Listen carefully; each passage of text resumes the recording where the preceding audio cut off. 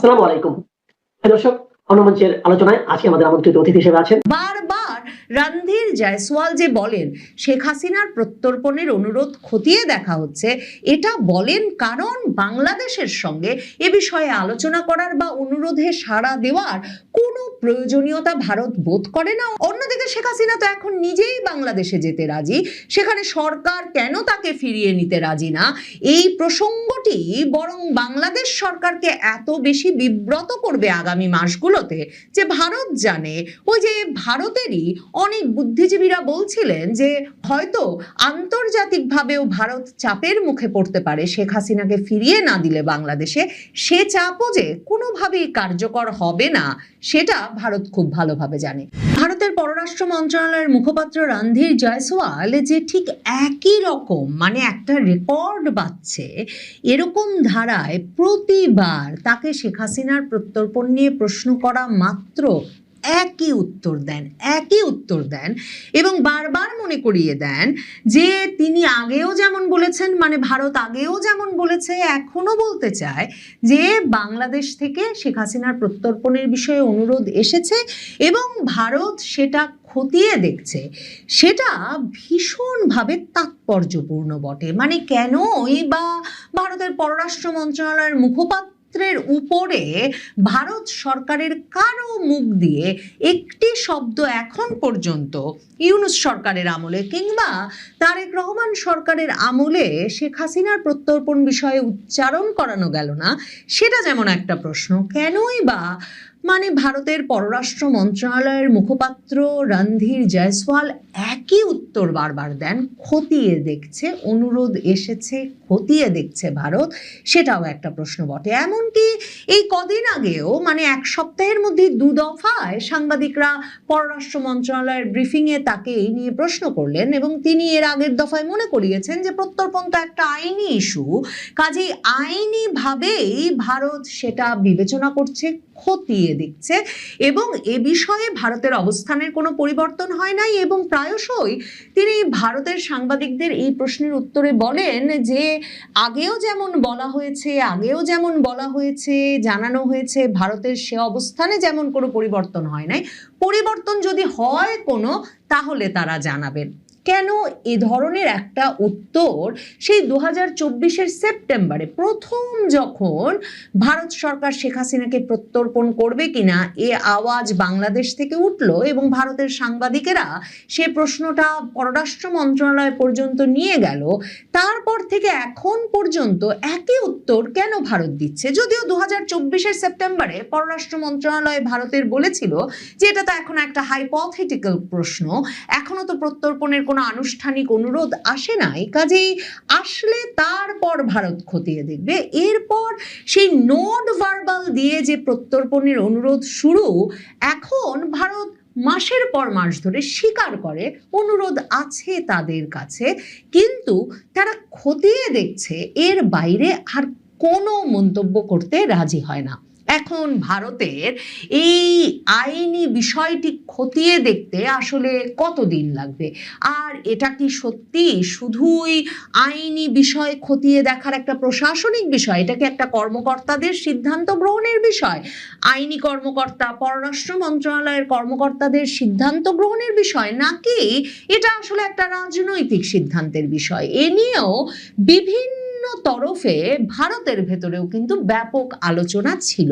কিন্তু শেখ হাসিনা এমন একটা চাল চেলেছেন, শেখ হাসিনা এমন একটা তুরুপের তাস বের করেছেন, এমন একটা ট্রাম্প কার্ড খেলে দিয়েছেন যে এরপর এখন ভারতের সংবাদ মাধ্যম, ভারতের যে বুদ্ধিজীবী মহল 2024-এর আগস্টের পর থেকে ওই যে কেন ভারত সরকার এক বাস্কেটে ডিম রাখলো, কেনই শুধু আওয়ামী লীগের সাথে খাতির করলো, কেন ভারত সরকার এমনকি বিএনপি, জামায়াতে ইসলামী সবার সঙ্গে বন্ধুত্ব করতে পারলো না, 10 ট্রাকের ইতিহাস ভুলে, বাংলাদেশে ব্যাপক ভারত বিরোধিতার রাজনীতির ইতিহাস ভুলে, এমনকি ওই যে 7 সিস্টার্স ছিনিয়ে আনবেন একদল, কিংবা গাজওয়াতুল হিন্দ সফল করতে 50 লক্ষ সৈন্য নিয়ে ভারত চলে যাবেন, এসব রাজনৈতিক বক্তৃতা যেসব দলের শীর্ষ নেতারা দেন তাদের সঙ্গেও ভারত কেন খাতির করলো না, এসব কথা যখন এমনকি ভারতের মধ্যেও একটা দল বলা শুরু করেছিল, তখন শেখ হাসিনা এখন বলে বসেছেন তিনি দেশে যেতে চান, তিনি ফাঁসির মঞ্চ প্রস্তুত রাখতে বলেছেন, তিনি কারাগার প্রস্তুত রাখতে বলেছেন, তিনি বলেছেন তিনি যে কোনোভাবে দেশে যেতে চান, ফাঁসির রায় মাথায় নিয়েই ফিরতে চান এবং প্রয়োজনে যদি সরকার মনে করে সরকার ফাঁসি দিতে পারে, মানে তারেক রহমান সরকার যদি মনে করে তাকে কারাগারে রাখতে পারে, তিনি তার নেতাদেরকে নিয়ে আদালতে গিয়ে আত্মসমর্পণ করতে দেশে ফিরতে চান। এখন প্রশ্ন উঠছে যে শেখ হাসিনা নিজেই তো দেশে ফিরতে চান, ভারত সরকারের ওপর তো তাহলে আর দায় নাই, মানে ভারত সরকার প্রত্যর্পণ করবে কি করবে না বিষয়টা তো আর সেই জায়গায় নাই, কারণ ভারত সরকারের অতিথি যেই সাবেক প্রধানমন্ত্রী শেখ হাসিনা বাংলাদেশের নাগরিক, তিনি তো নিজেই দেশে ফিরতে চান। কিন্তু বাংলাদেশ সরকার উল্টে এখন বলছে যে তার নিজে নিজে এসে আত্মসমর্পণের সুযোগ নাই, তাকে নাকি ভারত সরকারকেই প্রত্যর্পণ করতে হবে এবং ভারত সরকারের সঙ্গে কূটনৈতিক আলাপ আলোচনার মাধ্যমেই শেখ হাসিনা দেশে ফিরতে পারবেন কিনা এ বিষয়ে একটা সিদ্ধান্ত হতে হবে। কারণ বাংলাদেশ সরকারের আসলে যে ইচ্ছাটা, আশাটা, এবং ভারত সরকার সে বিষয়ে কোনোভাবে সাড়া দিতে চায় না, সেটা হচ্ছে শেখ হাসিনার প্রত্যর্পণ বিষয়ে ভারত কিছুতেই বাংলাদেশের সঙ্গে কোনো চিঠি চালাচালি, বাংলাদেশের সঙ্গে কোনো কূটনৈতিক আলাপ আলোচনা কোনো পর্যায়ে কিংবা কথার পিঠে কোনো কথা পাল্টা বলবার কোনো সুযোগ তৈরি করতে চায় না এবং সে কারণেই প্রকাশ্যে শেখ হাসিনা বিষয়ে কোনো মন্তব্য, শেখ হাসিনার প্রত্যর্পণ বিষয়ে কোনো মন্তব্য করতে ভারতের পররাষ্ট্রমন্ত্রী এস জয়শঙ্কর, পররাষ্ট্র মন্ত্রণালয়ের সচিব বিক্রম মিশ্রি কিংবা ভারত সরকারের কোনো পর্যায়ের কোনো নেতাকে এখন পর্যন্ত এসব বিষয়ে মন্তব্য করতে দেখা যায় নাই। দেখেন, এপ্রিলে বাংলাদেশের পররাষ্ট্রমন্ত্রী খলিলুর রহমান যখন ভারতে গেলেন, তখন বাংলাদেশের রীতিমতো শিরোনাম হয়েছিল বাংলাদেশের সংবাদ মাধ্যমে যে ভারতের পররাষ্ট্রমন্ত্রীর সঙ্গে বাংলাদেশের পররাষ্ট্রমন্ত্রী শেখ হাসিনাকে হস্তান্তরের বিষয়ে আলাপ করেছেন এবং হাদি হত্যার 2 আসামিকে ফেরত পাঠাতে নাকি ভারত সম্মত হয়ে গেছে। এরপর মে গেছে, জুন গেছে, জুলাই মাসও যেতে শুরু করেছে। এখন পর্যন্ত হাদি হত্যার 2 আসামিকে ফেরত পাঠানোর বিষয়েও ভারতের কোনো রকম কোনো উদ্যোগ দেখা যাচ্ছে না। হাদি হত্যার আসামিদেরই যখন ফেরত দেওয়ার বিষয়ে পররাষ্ট্র মন্ত্রণালয় এখন পর্যন্ত একটি শব্দ ভারতের পররাষ্ট্র মন্ত্রণালয়ের কাছ থেকে আদায় করতে পারেনি, তখন বুঝতে অসুবিধা হয় না। বারবার রণধীর জয়সওয়াল যে বলেন শেখ হাসিনার প্রত্যর্পণের অনুরোধ খতিয়ে দেখা হচ্ছে, এটা বলেন কারণ বাংলাদেশের সঙ্গে এ বিষয়ে আলোচনা করার বা অনুরোধে সাড়া দেওয়ার কোনো প্রয়োজনীয়তা ভারত বোধ করে না। অন্যদিকে শেখ হাসিনা তো এখন নিজেই বাংলাদেশে যেতে রাজি, সেখানে সরকার কেন তাকে ফিরিয়ে নিতে রাজি না, এই প্রসঙ্গটি বরং বাংলাদেশ সরকারকে এত বেশি বিব্রত করবে আগামী মাসগুলোতে যে ভারত জানে, ওই যে ভারতেরই অনেক বুদ্ধিজীবীরা বলছিলেন যে হয়তো আন্তর্জাতিকভাবেও ভারত চাপের মুখে পড়তে পারে শেখ হাসিনাকে ফিরিয়ে না দিলে বাংলাদেশে, সে চাপও যে কোনোভাবেই কার্যকর হবে না সেটা ভারত খুব ভালোভাবে জানে। বাংলাদেশের শীর্ষস্থানীয় সংবাদ মাধ্যম, বাংলাদেশের অনেক বিশ্লেষকেরা এবং বাংলাদেশের বিএনপি জামাত ঘনিষ্ঠ রাজনীতিবিদ এবং সাংবাদিকদের একটা অংশ এমন কথা লিখছিলেন, বলছিলেন যে ভারতের সরকার নাকি শেখ হাসিনাকে দেশে ফিরে যাওয়ার জন্য চাপ দিচ্ছেন। এখন শেখ হাসিনা নিজেই রয়টার্সের সাক্ষাৎকারে বলেছেন যে বাংলাদেশ সরকার তো বারবার চিঠি দিচ্ছে ভারত সরকারকে আমাকে ফিরিয়ে দেওয়ার জন্য, এখন আমি নিজেই যেতে রাজি, বাংলাদেশ সরকারকে প্রস্তুত হতে হবে। কাজেই ভারত সরকার শেখ হাসিনা যতদিন ভারতে আছেন, মানে পররাষ্ট্রমন্ত্রী এস জয়শঙ্কর গত বছর ডিসেম্বরেই যেটা খোলাসা করে ভারতের এক বিশ্ববিদ্যালয়ের আলোচনা সভায় বলেছিলেন যে শেখ হাসিনা ততদিন থাকবেন ভারতে যতদিন তিনি থাকা প্রয়োজন মনে করবেন, শেখ হাসিনা যতদিন থাকবেন ভারত ওই প্রত্যর্পণের অনুরোধ খতিয়ে দেখছি এর বাইরে আর কোনো মন্তব্য, কোনো টু শব্দ করবে না। দেখেন, সীমান্তে পুশিং শুরু করেছে ভারত সেই 2025-এর মে মাস থেকে এখন পর্যন্ত বাংলাদেশের ইউনূস সরকার কিংবা তারেক রহমান সরকার এ বিষয়ে ভারতের মুখ খোলাতে পারে নাই। সম্প্রতি পররাষ্ট্র প্রতিমন্ত্রী শামা ওবায়েদ পররাষ্ট্র মন্ত্রণালয়ের সাংবাদিকদের ব্রিফিংয়ে বলেছেনই যে অন্তত ভারতকে 12-13টি চিঠি দিয়েছে বাংলাদেশের পররাষ্ট্র মন্ত্রণালয় এই সীমান্তে পুশিং বন্ধের বিষয়ে, কিন্তু ভারত কোনো চ্যানেলে কোনো পর্যায়ে এ বিষয়ে কোনো আলাপ শুরু করে নাই। ভারত এই যে সীমান্তে পুশিন, শেখ হাসিনার প্রত্যর্পণ কিংবা ওই যে হাদি হত্যার আসামিদের ফেরত চাওয়া, এই কোনো বিষয়ে বাংলাদেশের কোনো অনুরোধে সাড়া দেবে না। কারণ একদিকে যেমন ভারত 2025-এর নভেম্বরে তখনকার জাতীয় নিরাপত্তা উপদেষ্টা খলিলুর রহমানের হাতে বাংলাদেশ ভারত সীমান্তে যে জঙ্গি শিবিরগুলো গড়ে উঠেছে সেই জঙ্গি শিবিরগুলোর স্যাটেলাইট ছবি তুলে দিয়ে এসব বন্ধে সক্রিয় ভূমিকা রাখার আহ্বান জানিয়েছিল। ঠিক যেভাবে ভারত 2025-এর ডিসেম্বরে হাদি হত্যার পর ভয়াবহ ভারত বিরোধী রাজনীতি আবারও চাঙ্গা হয়ে ওঠার পর এবং বাংলাদেশে 2024-এর পরের প্রভাবশালী নেতা হাসনাত আবদুল্লাহর মতো ব্যক্তিরা শহীদ মিনারে দাঁড়িয়ে 7 সিস্টার্স আলাদা করে ফেলার ঘোষণা দেওয়ার পর এবং হাদির মৃত্যুর পর ভারতীয় হাইকমিশনে ঢাকায় চট্টগ্রামে হামলা হওয়ার পর ভারত স্পষ্টত এই প্রত্যাশা রেখেই তারেক রহমানকে দেশে ফেরত এনেছিল এবং তারেক রহমানের ক্ষমতায় যাওয়ার বিষয়ে পূর্ণ সমর্থন দিয়েছিল যে তারেক রহমান বাংলাদেশে এসে এই ভারত বিদ্বেষী রাজনীতি যেমন বন্ধ করবেন তেমনি 10 ট্রাক অস্ত্র ভারতের বিচ্ছিন্নতাবাদী গোষ্ঠীগুলোর জন্য আনতে দেওয়ার সুযোগ করে দেওয়া তারেক রহমানকে ভারত বিশ্বাস করেছিল যে তিনি এ দফায় বাংলাদেশের ভূমি ভারত বিরোধী কোনো কর্মকাণ্ডে ব্যবহৃত হতে দেবেন না। এসব শর্ত যেমন তারেক রহমান পূরণ করেন নাই, তারেক রহমান বাংলাদেশে একটা অন্তর্ভুক্তিমূলক রাজনীতির পরিবেশ সৃষ্টিতেও কোনো উদ্যোগ নেন নাই। যে সরকার এসব বিষয়ে উদ্যোগ নেবে না সে সরকারের সঙ্গে যে ভারত কোনো সক্রিয় সম্পর্ক গড়ে তুলবে না সেটা কিন্তু 2025 সালের নভেম্বরে শেখ হাসিনার মৃত্যুদণ্ডের রায় ঘোষণার পর ভারতের পররাষ্ট্র মন্ত্রণালয় একটা প্রকাশ্য বিবৃতি দিয়ে স্পষ্ট করেছিল।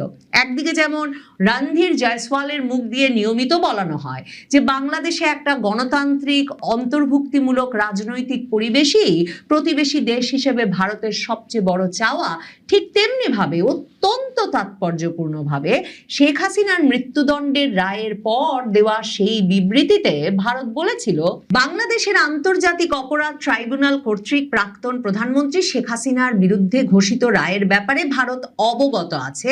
ঘনিষ্ঠ প্রতিবেশী হিসেবে ভারত বাংলাদেশের জনগণের সর্বোত্তম স্বার্থের প্রতি প্রতিশ্রুতিবদ্ধ, যার মধ্যে রয়েছে শান্তি, গণতন্ত্র, অন্তর্ভুক্তি এবং স্থিতিশীলতা। আমরা সর্বদা এই লক্ষ্যে সকল অংশীদারদের সঙ্গে গঠনমূলকভাবে যোগাযোগ করব।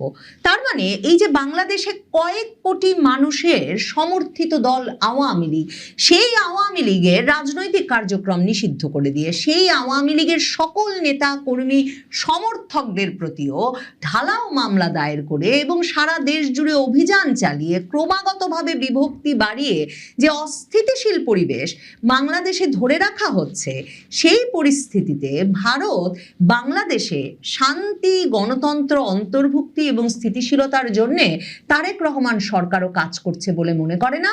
ঠিক যে কারণে ইউনূস সরকারের সঙ্গে তারা কোনো রকম যোগাযোগের চ্যানেল স্থাপন করে নাই বা অব্যাহত রাখে নাই ইউনূস আমলে, তারেক রহমান সরকারের সঙ্গেও তাই সকল যোগাযোগের চ্যানেল বন্ধ রেখেছে ভারত তাই এই একই কথা বারবার শেখ হাসিনার প্রত্যর্পণ প্রসঙ্গে বলতে থাকবে।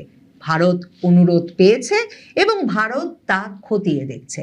শেখ হাসিনা বাংলাদেশে ফিরে যেতে চান, কাজেই ভারত ফেরত দিচ্ছে না বলেই শেখ হাসিনাকে বিচারের মুখোমুখি করা যাচ্ছে না। এমনকি 3-4 দিন আগেও পররাষ্ট্র প্রতিমন্ত্রী শামা ওবায়েদ যেটা বলেছেন, শেখ হাসিনাকে ফেরত আনতে ভারতের সদিচ্ছা প্রয়োজন, এটা যে একটা ফাঁপা বুলি, সেটা ক্রমাগতভাবেই শেখ হাসিনার বর্তমান অবস্থান, দেশে ফেরার ঘোষণা আর ভারতের অনড় অবস্থানে আরো পরিষ্কার হবে সামনের দিনগুলোতে। এই মুহূর্তে খুব চাঞ্চল্যকর একটি বিষয় নিয়ে কথা বলতে চাই। শেখ হাসিনার স্বদেশ প্রত্যাবর্তন পরিকল্পনা নিয়ে গত 16 জুলাই শেখ হাসিনার কারাবন্দী দিবস উদযাপন করছিল আওয়ামী লীগ এবং সেই উদযাপনে আওয়ামী লীগের ভার্চুয়াল সভায় শেখ হাসিনা উপস্থিত ছিলেন এবং উপস্থিত থেকে একটি বিস্ফোরক ঘোষণা দিয়েছেন যে 12.5 লাখ নেতাকর্মী সাথে নিয়ে শেখ হাসিনার সারেন্ডার মাস্টার প্ল্যান বাংলাদেশের আদালত ও জেলখানা কি প্রস্তুত? আমি আসলে গত 3-4 দিন ধরে এই বিষয়টা ভাবছি এবং ভেবে আমি নিজে এটি হজম করতে পারছি না। কিন্তু বাংলাদেশ এটাকে কিভাবে হজম করবে? সত্যি সত্যি যদি শেখ হাসিনা এবং আওয়ামী লীগ নেতারা, কর্মীরা যদি এই ঘটনাটি ঘটান, তাহলে বিশ্বের ইতিহাসে একটা নজিরবিহীন ঘটনা ঘটবে এবং বাংলাদেশের বিচার ব্যবস্থা, আদালতের এই ধারণ ক্ষমতা এটা ধারণ করতে পারবে কি না, পারবে না। এক কথায় যদি বলি, সেই ধারণ ক্ষমতা বাংলাদেশের আদালত এবং বিচার ব্যবস্থার নেই। কিভাবে নেই সেই বিশ্লেষণটাই নিয়ে আপনাদের সামনে এই মুহূর্তে হাজির হয়েছে। আমাদের সাথে থাকুন। বাংলাদেশের রাজনৈতিক অঙ্গনে বলতেই পারেন যে আবারও এক অভূতপূর্ব ও তুলকালাম কাণ্ডের আভাস পাওয়া যাচ্ছে। আওয়ামী লীগ সভানেত্রী ও সাবেক প্রধানমন্ত্রী শেখ হাসিনা এক অভাবনীয় ঘোষণা দিয়েছেন। আগামী ডিসেম্বরে তিনি দেশে ফিরে আদালতে গিয়ে আত্মসমর্পণ করবেন। টুইস্ট কিন্তু এখানেই শেষ নয়, তিনি একা নন, তার সঙ্গে একযোগে নাকি আত্মসমর্পণ করবেন আওয়ামী লীগের 12.5 লাখ নেতা কর্মী। শেখ হাসিনার সরাসরি চ্যালেঞ্জ, বানাও আরো জেল, দেখি বাংলাদেশের জেলে কত জায়গা আছে। কিন্তু প্রশ্ন হচ্ছে, একদিনে 12.5 লাখ মানুষের এই মেগা সারেন্ডার কি আদতে সম্ভব? বাংলাদেশের বর্তমান বিচার ব্যবস্থা ও জেলখানাগুলো কি এই প্রকাণ্ড ধাক্কা সামলাতে প্রস্তুত? সরকারের অবস্থানই বা কি? আমি আগেই বলেছি যে বিষয়টির শুরু গত বৃহস্পতিবার 16 জুলাই। এই দিনটি ছিল শেখ হাসিনার কারাবন্দী দিবস। ওই দিন রাতে দলের এক গুরুত্বপূর্ণ সভায় ভিডিও কনফারেন্সিং বা যোগাযোগ মাধ্যমে আওয়ামী লীগ সভানেত্রী তার এই বিশদ পরিকল্পনার কথা প্রথম প্রকাশ করেন। তিনি দলের প্রথম সারির নেতাদের স্পষ্ট নির্দেশ দেন, আজ থেকেই নেতাদের সেই মতো প্রস্তুতি নিতে হবে। শেখ হাসিনার নির্দেশটি বেশ কৌশলগত। আগামী ডিসেম্বরে তিনি যেদিন দেশে ফিরে আদালতের মুখোমুখি হবেন, ঠিক সেই দিনে সমগ্র বাংলাদেশে আওয়ামী লীগের যেসব নেতাকর্মীর বিরুদ্ধে মামলা আছে, সকলকে নিজ নিজ এলাকার আদালতে গিয়ে একযোগে আত্মসমর্পণ করতে হবে। এখন প্রশ্ন আসছে যে কেন এই 12.5 লাখের হিসেব? আওয়ামী লীগ সভানেত্রীর দাবি অনুযায়ী এই সংখ্যাটি কিন্তু বাতাসে ভাসিয়ে দেওয়া কোনো সংখ্যা নয়। তিনি সুনির্দিষ্ট পরিসংখ্যান ভিত্তিক এই সংখ্যাটি বলেছেন। সাবেক প্রধানমন্ত্রী জানান, তার সংগ্রহিত তথ্য অনুযায়ী এ পর্যন্ত আওয়ামী লীগের প্রায় 4.5 লাখ নেতাকর্মীর বিরুদ্ধে সরাসরি মামলা দায়ের করা হয়েছে, আর বাকি প্রায় 8.5 লাখ অজ্ঞাত পরিচয় ব্যক্তির বিরুদ্ধে মামলা করে রেখেছে পুলিশ। শেখ হাসিনার আশঙ্কা বা দাবি, খুব শীঘ্রই এই অজ্ঞাত পরিচয় মামলাগুলোতেও আওয়ামী লীগের নেতাকর্মীদের নাম জুড়ে দেওয়া হবে, যার যোগফল দাঁড়ায় প্রায় 12.5 লাখ। তিনি আরো অভিযোগ করেন, তার স্বদেশ প্রত্যাবর্তনের ঘোষণা এবং আওয়ামী লীগের প্রতিষ্ঠাবার্ষিকীর অনুষ্ঠানকে বানচাল করতে শুধু গত মাসেই তারেক রহমান সরকার প্রায় 37,000 নেতা কর্মীকে গ্রেপ্তার করেছে। আর এই পুরো অবস্থাকে চ্যালেঞ্জ ছুড়ে দিয়ে সাবেক প্রধানমন্ত্রী বলেছেন, সবাই মিলে একদিনে আত্মসমর্পণ করব, দেখি জেলে কত জায়গা আছে। শেখ হাসিনার এই রাজনৈতিক পদক্ষেপ এবং প্রত্যাবর্তনের ঘোষণার পর কিন্তু বসে নেই বর্তমান বাংলাদেশ সরকারও। সরকার স্পষ্ট জানিয়ে দিয়েছে যে শেখ হাসিনাকে কোনো ধরনের আত্মসমর্পণের সুযোগই দেওয়া হবে না। সরকারের পরিষ্কার বক্তব্য, সাবেক প্রধানমন্ত্রী শেখ হাসিনা বাংলাদেশের মাটিতে পা রাখা মাত্রই তাকে সোজা গ্রেপ্তার করে কারাগারে পাঠানো হবে। এখন প্রশ্ন উঠছে, যদি সত্যিই শেখ হাসিনা এবং তার 12.5 লাখ কর্মী আদালতের দ্বারস্থ হন, তবে বাংলাদেশের আইনি ও প্রশাসনিক ব্যবস্থার ওপর এর প্রভাব কতটা মারাত্মক হতে পারে, চলুন দেশের বর্তমান আইনি ও কারাগারের বাস্তব চিত্রের তথ্যে চোখ বোলানো যাক। প্রথমে আসা যাক আদালতের সক্ষমতার জায়গায়। নীতিগতভাবে বা আইনগতভাবে আদালতের কোনো নির্দিষ্ট মানুষের সীমা বা পিপল ক্যাপাসিটি আসলে থাকে না। আদালতের বিচারিক ক্ষমতা মূলত পরিমাপ করা হয় বিচারকের সংখ্যা এবং তাদের বার্ষিক মামলা নিষ্পত্তির সক্ষমতার উপর ভিত্তি করে। এখন বাংলাদেশের বর্তমান আইনি পরিস্থিতির দিকে তাকালে যে চিত্রটি ভেসে ওঠে তা অত্যন্ত চিন্তা উদ্রেককারী। বর্তমানে বাংলাদেশের উচ্চ নিম্ন আদালত মিলিয়ে জমে থাকা মোট বিচারাধীন মামলার সংখ্যা প্রায় 46,39,000-এরও বেশি। এই বিশাল মামলার পাহাড় সামলানোর জন্য দেশে বর্তমানে কার্যকর বিচারকের সংখ্যা মাত্র 2,000 জনের কাছাকাছি। বার্ষিক নিষ্পত্তির হারটা কেমন? বছরে মাত্র 2.5 থেকে 3 লাখ মামলা নিষ্পত্তি করা সম্ভব। যেমন গত 1 বছরে মোট মামলা নিষ্পত্তি হয়েছে 2,75,084টি।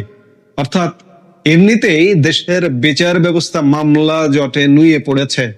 সেখানে যদি একদিনে অতিরিক্ত 12.5 লাখ মানুষ নতুন করে জামিন বা আত্মসমর্পণের আবেদন নিয়ে হাজির হন, তবে বিচার ব্যবস্থা যে সম্পূর্ণ অচল অবস্থার মুখে পড়বে তা বলার অপেক্ষা রাখে না।